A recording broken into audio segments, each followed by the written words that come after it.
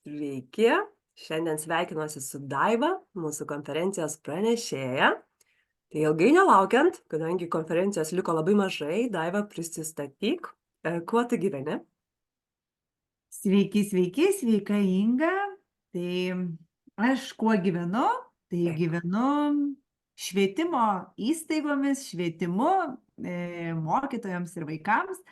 Tai esu Gedimino miesto mokyklos darželio kokybės ugdymo vadovė ir taip pat esu seminarų įvairiausių lektorė bei neseniai išleidau savo metodinę knygą Pasakiška vaikystė.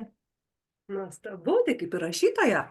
Nepabijokim to pavadinimo iš dalies. Iš dalies, iš dalies. Taip. Tai Daiva, apie ką bus tavo pranešimas? Akivaizdu, kad patirties turi daug, įdomios. Taip, tai ta patirtis iš tikrųjų iš daug ko susideda ir mano pranešimas bus apie multisensorinių veiklų vaidmenį ikimokyklinėse ugdymo įstaigose.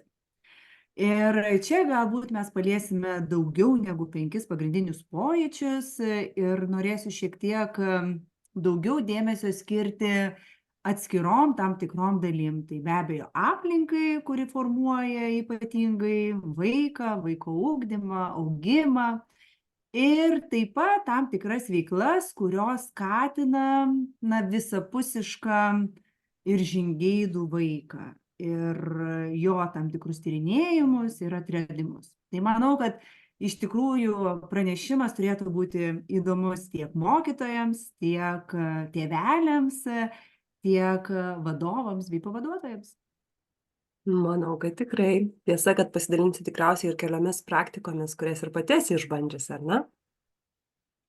Aš manau, kad tos veiklos, kurios šiek tiek atspindės, manau, kad iš tiesų tikrai atspindi mūsų ugdymo įstaigą ir ugdymo įstaigos filosofiją, tai manau, jas tikrai bus galima pritaikyti, bet kur, tiek namuose, tiek ugdymo įstaigoje, tiek lauke. Šaunu. O Daiva, sakyk, galbūt turi kažkokią žinutę mokytojui arba svajonę susijusią su konferencijos klausytojais, pasidalink. Tai iš tikrųjų man labai patinka tos kūrybinės veiklos, kūrybiškos veiklos ir aš pati kupina įvairiausių idėjų ir kūrybinių veiklų. Tai noriu, kad tos kūrybinės idėjos ir veiklos pasiektų kuo daugiau žmonių ir tie žmonės be abejo gali būti tiek tėveliai, tiek pedagogai, tiek vadovai įstaigų. Ir norėčiau, kad tos mano idėjos pasiektų, tai taip galbūt norėčiau ir padovanoti savo metodinę knygą Pasakiška vaikystė. Nuostabu, tai mūsų laukia ir dovana. Taip, tikrai labai labai mielai padovanosiu tą dovaną ir labai nekantriai visų lauksiu šį penktadienį. Taip, konferencija sensorinių įspūdžių poreikis ir galia ugdyme. Nuo 9 valandos rodos, taip? Atsiųsiu dar šiandien, patikslinti. Taip, tai iki greito susitikimo. Iki pasimatymo.